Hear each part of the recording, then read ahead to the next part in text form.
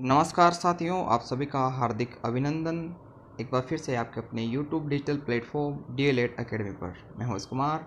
आज के इस वीडियो के अंदर अपन बात करने वाले हैं कि कला शिक्षण में आपको अब अंतिम समय पर क्या क्या पढ़ना है, कौन कौन से टॉपिक्स हैं जिन पर आप अगर अभी से काम करें या उनको पढ़ना स्टार्ट करें तो आप जो है 30 में से अच्छे अंक प्राप्त कर सकते हैं, 25 प्लस भी आप अच्छे अंक प्राप्त कर सकते हैं। और आप में से किसी बच्चे ने अगर पूरे जो मैंने यूनिट वाइज क्वेश्चन बताए हैं वो पढ़ लिए, जो पहले वीडियो बना रखी हैं, तो मैं गारंटी ले सकता हूं कि 28 से कम नंबर उसके नहीं आने वाले हैं। तो चलिए शुरुआत करते हैं आज के इस वीडियो की।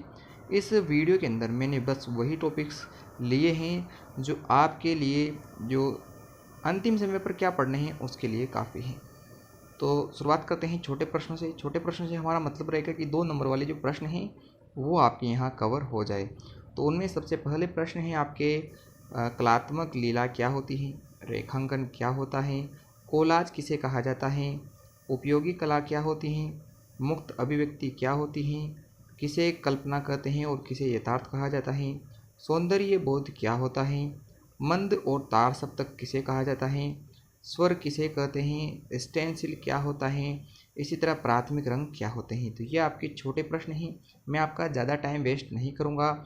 इसकी जो PDF है आपको 1-2 घंटे बाद हमारे टेलीग्राम पर मिल जाएगी, तो आप वहाँ से इस PDF को ले लीजिएगा। सबसे पहला आपका काम ये बनता है कि आप अपनी बुक या सीरीज़ में इन प्रश्नों को लगाइए।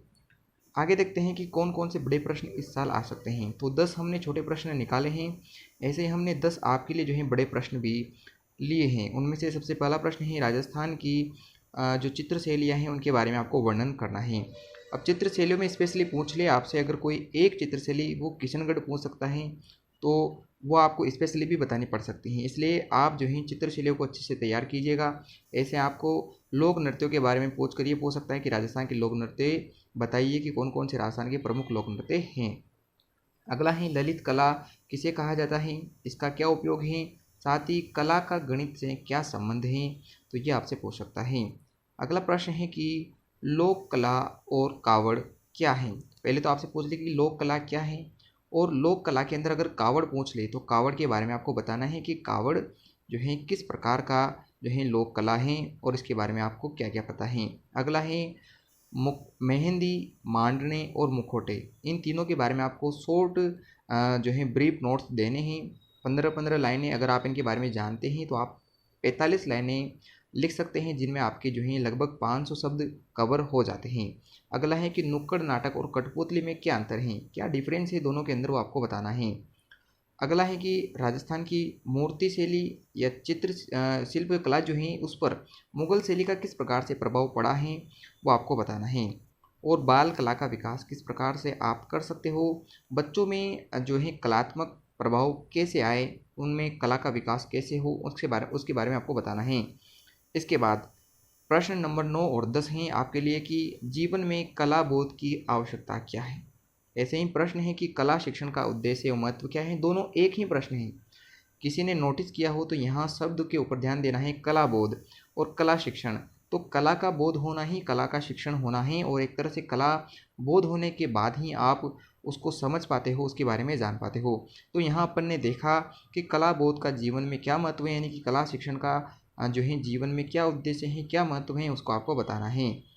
अगला प्रश्न है, जो अंतिम प्रश्न है जो आपको इस वर्ष के लिए पढ़ के जाना है, वो है कि कला शब्द की उत्पत्ति किससे हुई है, सभ्यता और संस्कृति जो हैं ये किस प्रकार से एक दूसरे से अलग हैं और एक दूसरे के साथ जुड़े हुए हैं। तो 10-10 लाइनें आपको सभ्यता संस्कृति के बारे में बतानी है और कला के बारे में आपको बतानी है कि कला शब्द की उत्पत्ति कैसे हुई है, और दोनों के अंदर कला का जो है क्या किस प्रकार से उपयोग होता है। अगर आप में से किसी को ये 10 प्रश्न कम लग रहे हों, क्योंकि अभी तक हमने 20 ही प्रश्न देखे हैं पूरी सीरीज़ में से, आपकी जो एक बहुत बड़ी सीरीज़ होती है उसके अंदर से सिर्फ अपन ने 20 ही प्रश्न देखे हैं। तो अब उसके अलावा अगर कोई पढ़ना चाहे तो एक्स्ट्रा 3 प्रश्न जरूर पढ़ सकता है। इनके भी चांसेस हैं आने के। उनमें से पहला है कि रविंद्रनाथ टैगोर को आधुनिक भारतीय कला का प्रणेता कहा जाता है। तो क्या ये बात सही है, और है तो किस परिप्रेक्ष्य में आपने ये बात कही है, उसके बारे में आपको समझाना है। ऐसे अगला प्रश्न है कि निर्माण के अंदर, कला के अंदर सौंदर्य की भूमिका क्या है। क्या निर्माण या कला जो है सौंदर्य के बिना जो है परिपूर्ण नहीं है, उसके बारे में आपको बताना है। ऐसे है कि नाटक के नेपथ्य अंश बताने हैं। नाटक के कौन कौन से अंश होते हैं, कौन कौन से भाग होते हैं, उनके बारे में आपको बताना है। तो ये प्रश्न हो चुके हैं। अब आपको तैयारी कैसी करनी है वो आपको समझा देता हूँ। सबसे पहले आपको अपनी सीरीज में यूनिट वाइज ऑब्जेक्टिव यानी कि एमसीक्यूज प्रश्न दे रखे हैं वो पढ़ने हैं, और एक एक नंबर के प्रश्न आप खुद पढ़ोगे, क्योंकि उनका कोई जो है तोड़ नहीं है, उनका कोई जुगाड़ नहीं है। वो प्रश्न ऐसे होते हैं जो बहुत ही ईजी हैं, एक बार में देखने से आपको आ जाएंगे। तो आपको बस तैयारी करनी है, छोटे प्रश्नों के बारे में देखना है, उनके बारे में समझना है। और बड़े प्रश्न जो मैंने आपको अभी बताए हैं इनको आप अपनी सीरीज में नोट कर लीजिएगा।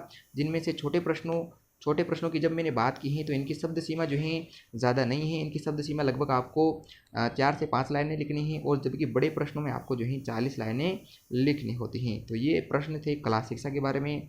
और कल जो है अपन आपके आईसीटी का जो पेपर है उसके इम्पोर्टेंट क्वेश्चन को देखेंगे।